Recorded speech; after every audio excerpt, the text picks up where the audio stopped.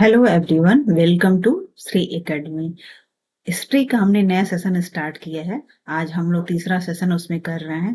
बाकी पॉलिटी का और ईवीएस का हमने सेशन कंप्लीट कर दिया है। ठीक है, तो अगर आप पढ़ना चाहते हैं तो अच्छे से तैयारी वहां से हमारे चैनल से जुड़ के कर सकते हैं। ठीक है, तो आइए चलते हैं हम लोग अपने तीसरे सेशन की तरफ।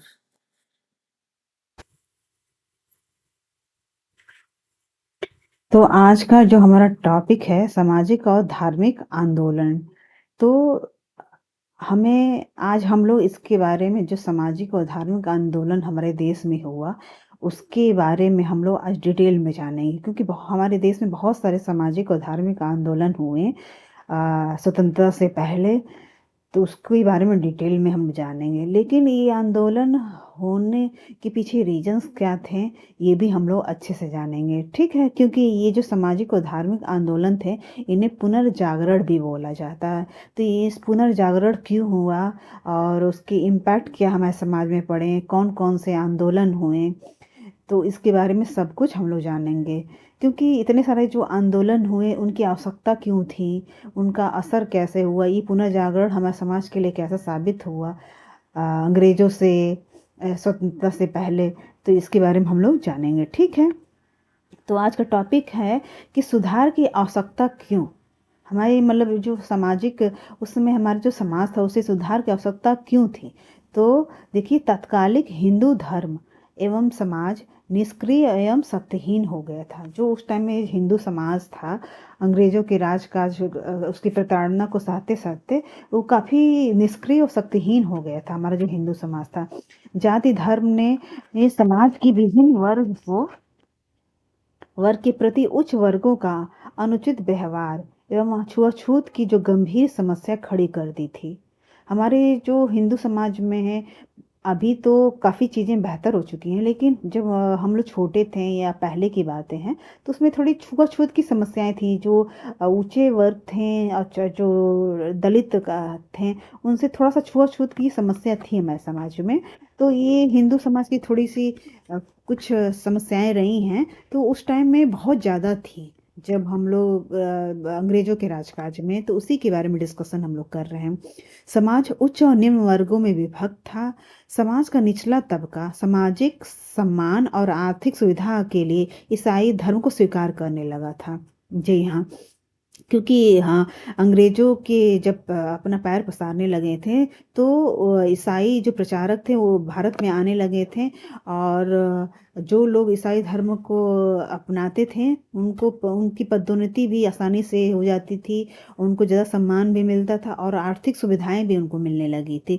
इसीलिए एक समाज का एक ऊंचा वर्ग जो था उस टाइम में हमारे भारत में वो चिंतित होने लगा था कि इस तरह अंग्रेज हमारे हिंदू समाज को कम्प्लीटली ख़त्म कर देंगे और पूरा समाज जो है वो ईसाई धर्म में न बदल जाए। ये चिंता समाज भारतीय समाज में बहुत बुरी तरीके से फैल गई थी।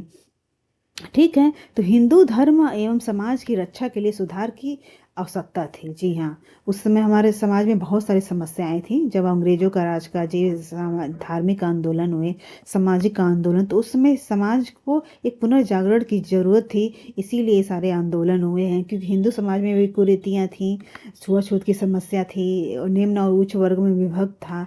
और ईसाई धर्म भी हमारे देश में भी पैर पसारने लगा था। तो ये हमारे समाज के लिए बहुत बड़ा खतरा था, इसलिए ये सुधार की आवश्यकता बहुत ज़्यादा थी। ठीक है, तो पहला जो समाज जिसके बारे में हम लोग पढ़ रहे हैं वो है ब्रह्म समाज। ब्रह्म समाज की स्थापना 1828 को राजा राम मोहन द्वारा की गई।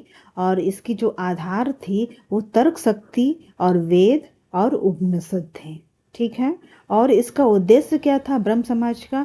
राजा राम मोहन राय की मान्यताओं के अनुसार हिंदू धर्म में सुधार लाना जरूरी था, क्योंकि समाज जो उच्च वर्ग और निम्न वर्ग में बटा हुआ था, ऊंच नीच की भावना थी, छुआछूत की भावनाएं थी, बहुत सारे समाज में कुरीतियां थी, तो उसको हटाना जरूरी था। इसलिए ये ब्रह्म समाज की स्थापना उन्होंने की थी। हिंदू धर्म को स्वच्छ बनाना था। एकस्वरवाद की शिक्षा देना था कि एक एकस्वरवाद की शिक्षा देना मतलब ईश्वर एक है इसी शिक्षा देना ये उनका उद्देश्य था। मानवीय प्रतिष्ठा और वैल्यू सिस्टम पे भी जोर देना था कि वैल्यू सिस्टम जो समाज का वो भी काफ़ी गिर चुका था। मूर्ति पूजा का उन्होंने अपने ब्रह्म समाज के द्वारा विरोध किया और सती प्रथा जैसे अमानवीय प्रथा की भी उन्होंने आलोचना की जो कि ब्रह्म समाज द्वारा किया गया। अब राजा राम मोहन राय कौन थे उनके बारे में थोड़ा सा हम लोग जान लेते हैं क्योंकि वो उस समाज में बहुत पढ़े लिखे बहुत ही प्रतिष्ठित परिवार से बिलोंग करते थे। राजा राम मोहन राय उन्हें बहुत सारी भाषाओं का ज्ञान था। उन्हें बहुत सारे बुक्स लिखी हुई हैं। बहुत सारे उन्होंने पत्रिका उस समय में बहुत सारी अलग अलग भाषाओं में पत्रिका भी उन्होंने जारी किया हुआ था। और अपनी भारतीय सभ्यता में उन्होंने अपना बहुत अहम रोल अदा किया हुआ है। इसलिए ऐसे महान लोगों के बारे में थोड़ा बहुत हमें जानना चाहिए। ठीक है। तो देखिए इनका जन्म 1772 में हुआ था और मृत्यु 1833 में हुआ था। इनका जन्म बंगाल में। ठीक है।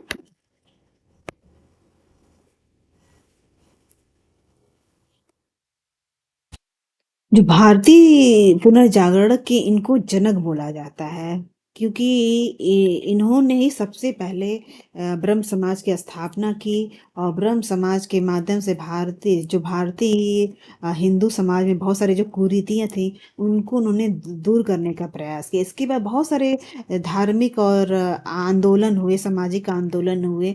बट कहीं ना कहीं ये राजा राममोहन राय ने मतलब उनकी शुरुआत की। एक होता है ना कि जिसका बेस हो वो थे राजा राम मोहन राय। उस टाइम में इंडिया को ऐसे ऐसे महान लोगों की ही जरूरत थी जिन्होंने देश की जो वैल्यू सिस्टम जो बहुत डाउन हो चुके थे ब्रिटिश शासन में उनको जगाने का प्रयास किया।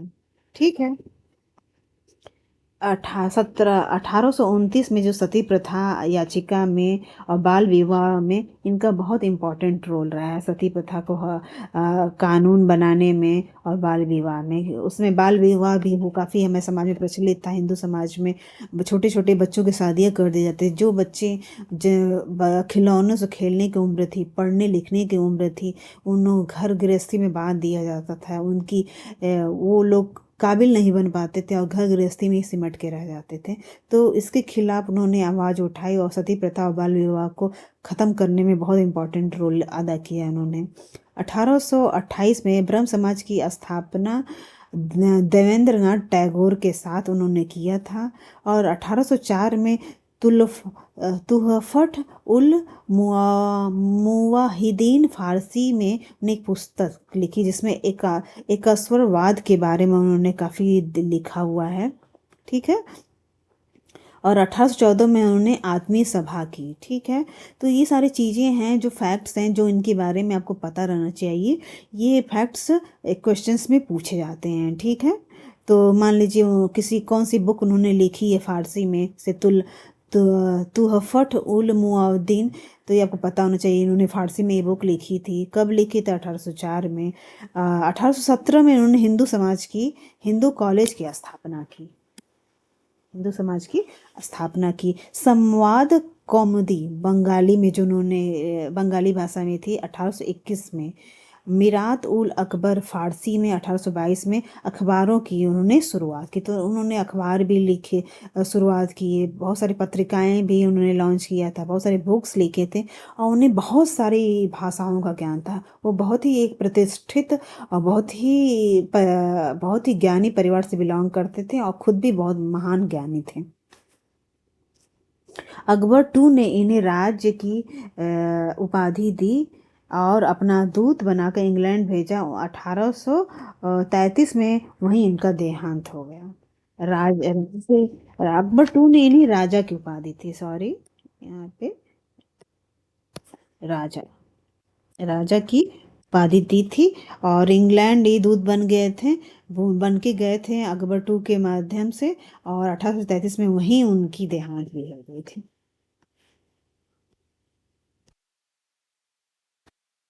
ठीक है, तो अब हम लोग इसके बाद आया आर्य समाज। तो उसके बारे में अब हम लोग जान लेते हैं। तो आर्य समाज की स्थापना 1875 में बम्बई में हुई और 1877 में इसका मुख्यालय लाहौर में बना। इसके जो संस्थापक थे दयानंद सरस्वती। दयानंद सरस्वती का नाम आप लोगों ने सुना होगा, कभी महान व्यक्ति रहे हैं। इनका बचपन का नाम मूल शंकर रहा है। स्वामी पूर्णानंद ने उन्हें दयानंद सरस्वती का नाम दिया था। किसने नाम दिया था? स्वामी पूर्णानंद ने दयानंद सरस्वती को। ये इंपॉर्टेंट फैक्ट है, आपको पता होनी चाहिए। ठीक है, इनके गुरु का नाम स्वामी विरजानंद था। जो दयानंद सरस्वती थे, इनके गुरु का नाम था स्वामी विरजानंद। ये सब इंपॉर्टेंट चीजें, क्वेश्चंस आते हैं। ठीक है, स्वामी दयानंद सरस्वती ने वेदों की ओर लौटने का नारा ला दिया था। ये भी इम्पोर्टेंट है। किसने नारा दिया था वेदों की ओर लौटो? तो स्वामी दयानंद सरस्वती ने दिया था। छुआछूत जाति प्रथा का विरोध किया, परंतु वर्ण व्यवस्था का उन्होंने समर्थन भी किया था। ठीक है, तो उन्होंने कहा कि हिंदू समाज की एक कुरीति है छुआछूत, और उच्च वर्ग निम्न वर्ग, ये चीजें हमारे सिस्टम के लिए अच्छी नहीं है। तो इसीलिए उन्होंने बोला कि ये छुआछूत हमारे समाज में नहीं होनी चाहिए। ठीक है, 1874 में दयानंद ने सत्यार्थ प्रकाश का प्रकाशन किया। ठीक है, ये भी आपको पता होनी चाहिए। दयानंद सरस्वती ने भारतीयों को धर्म परिवर्तन से बचाने के लिए शुद्धि आंदोलन चलाया। उस समय धर्म परिवर्तन बहुत ज्यादा हमारे देश में होने स्टार्ट हो गए थे, क्योंकि ईसाई प्रचारक हमारे देश में आने लगे थे।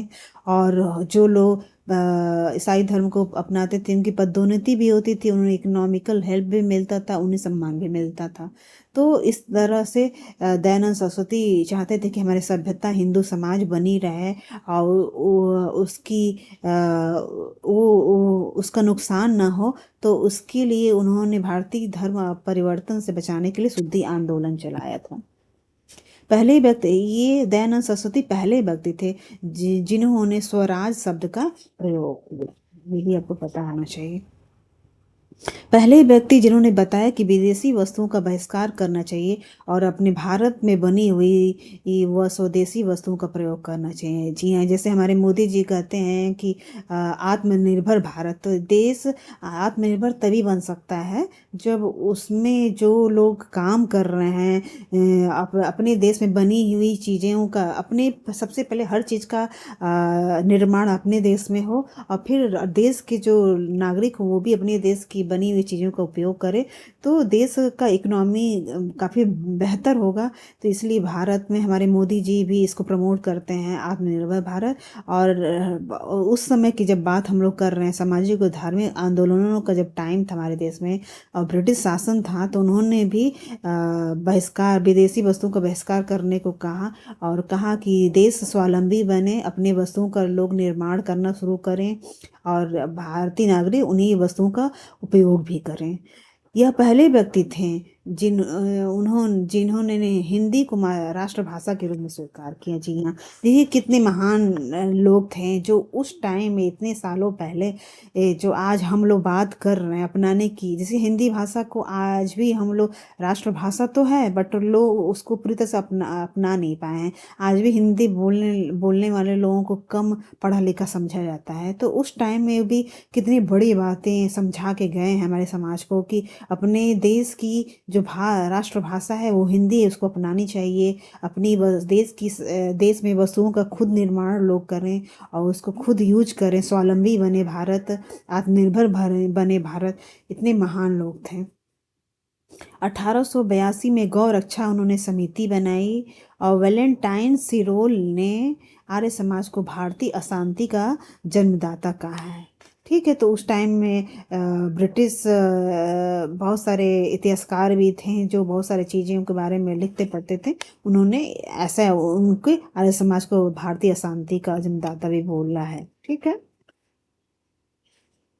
तो ये सारी चीज़ें आपको दयानंद सरस्वती के बारे में पता होनी चाहिए, ये काफ़ी इम्पोर्टेंट है।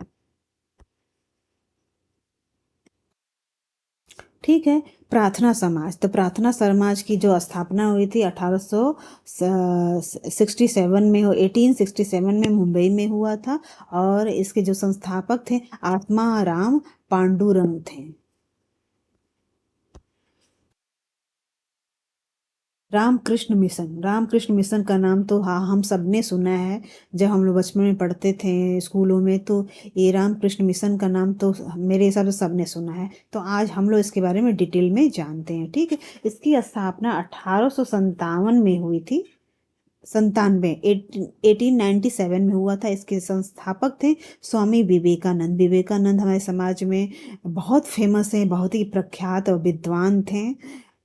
तो उनके बारे में उन्होंने इसमें रामकृष्ण मिशन की स्थापना की थी। रामकृष्ण मिशन की स्थापना 1857 में कोलकाता के पास बारा नगर में हुई। तत्पश्चात बेलूर कलकत्ता में भी मिशन की स्थापना सबसे पहले कोलकाता में हुआ था, बारा नगर में। उसके बाद बेलूर और कलकत्ता में इन्होंने इसकी स्थापना की, ठीक है। स्वामी विवेकानंद को 19वीं शताब्दी के नव हिंदू जागरण का प्रतीक माना जाता है। जी, हिंदू जागरण का जो प्रतीक किसको माना जाता है? स्वामी विवेकानंद को, ठीक है। सुभाष चंद्र बोस ने स्वामी विवेकानंद को आधुनिक राष्ट्रीय आंदोलन का आध्यात्मिक पिता कहा है। तो ये क्वेश्चन आ जाते हैं कि राष्ट्रीय आंदोलन का आध्यात्मिक पिता किसको कहा गया था? तो विवेकानंद जी को बोला गया था। किसने दिया था ये नाम? सुभाष चंद्र बोस ने, ठीक है। थियोसोफिकल सोसाइटी, अब इसके बारे में हम लोग पढ़ेंगे, ठीक है। तो इसकी स्थापना 1850 में अमेरिका में न्यूयॉर्क में हुआ था, ठीक है। इसकी जो संस्थापक थी रूसी महिला थी HB ब्लावास्की, और एक अमेरिकी सैनिक अफसर कर्नल MS ऑलकॉट, ठीक है। तो ये रूसी महिला ने और अमेरिकी सैनिक अफसर कर्नल MS ओलकॉट ने की थी, ठीक है। 1879 में थियोसॉफिकल सोसाइटी के संस्थापक भारत पहुंचे, ठीक है। तो इस जो संस्था थी इसका तो जन्म अमेरिका में हुआ था 1875 में, लेकिन 1879, 2 साल के बाद ये जो संस्था थी वो भारत पहुंची।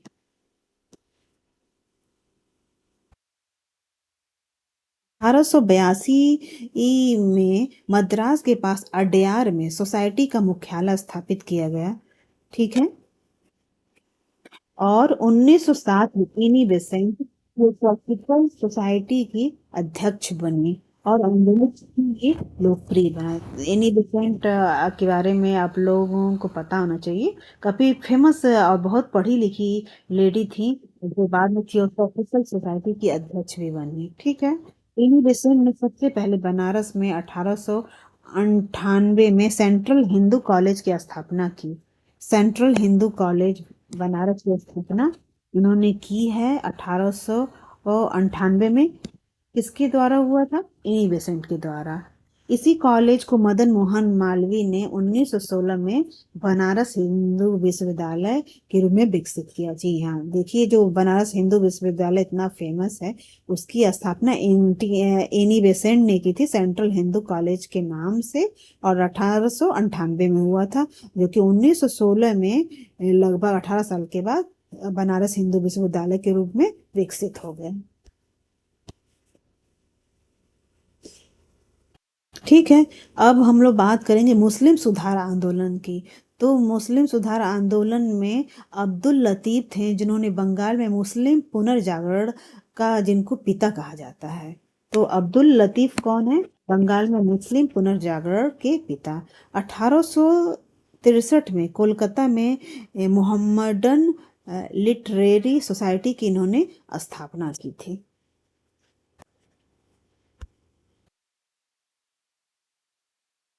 सैयद अहमद खान और अलीगढ़ आंदोलन, ठीक है। तो इसके बारे में हम लोग जान लेते हैं। 1875 में अलीगढ़ में मोहम्मडन एंग्लो ओरिएंटल स्कूल की स्थापना हुई थी। 1878 में 3 साल के बाद यह कॉलेज बना। 1920 में यह अलीगढ़ मुस्लिम विश्वविद्यालय में परिवर्तित हो गया, ठीक है। तो 1875 में ये अलीगढ़ में मोहम्मडन एंग्लो ओरिएंटल स्कूल के नाम से बना। फिर यह कॉलेज में स्कूल, पहले स्टार्टिंग में 1875 में ये स्कूल था। फिर 3 साल बाद 78 में कॉलेज बना, और 1920 में ये अलीगढ़ मुस्लिम विश्वविद्यालय का तो नाम हम सब लोग जानते हैं, उसमें ये परिवर्तित हो गया था। ठीक है, सैयद अहमद खान ने कांग्रेस की स्थापना का विरोध किया और उसके विरोध में उन्होंने 1888 में यूनाइटेड इंडियन पैट्रियोटिक एसोसिएशन की स्थापना की थी। ये सब चीज़ें इंपॉर्टेंट है कि यूनाइटेड इंडियन पैट्रियोटिक एसोसिएशन की स्थापना किसके द्वारा की गई थी? सैयद अहमद खान के द्वारा। इन्होंने कांग्रेस की जो स्थापना हुई थी उस टाइम में उसका विरोध किया था। ठीक है, और किस ईयर में हुई थी? 1888 में हुआ। अपने विचारों के प्रसार के लिए एक पत्रिका तहजीब उल अखलाक उन्होंने निकाले थे। अपने विचारों को प्रसार के लिए उस समय में उनने एक पत्रिका भी लॉन्च किया। ठीक है, उस पत्रिका का नाम क्या था? तहजीब उल अखलाक। ठीक है, तो ये ठीक है, तो ये था टॉपिक आज का, सामाजिक और धार्मिक आंदोलन। आई होप आप लोगों को अच्छा लगा होगा। अपने कमेंट जरूर बताइए हमें कमेंट बॉक्स में डाल के, और कोई सजेशंस हो तो जरूर दीजिए। बहुत जल्द हम लोग सीडीपी का मैराथन भी लॉन्च करने वाले हैं, और अगर आप लोग पेपर 1 या पेपर 2 की तैयारी कर रहे हैं तो आप लोगों को उससे काफ़ी हेल्प मिलेगी। ठीक है, तो आप हमारे चैनल से जुड़े रहिए, लाइक करिए अगर आप वीडियोज अच्छे लगे, और सब्सक्राइब भी करिए अगर आप लोगों को पसंद आ रहे हैं हमारे video. Thank you so much.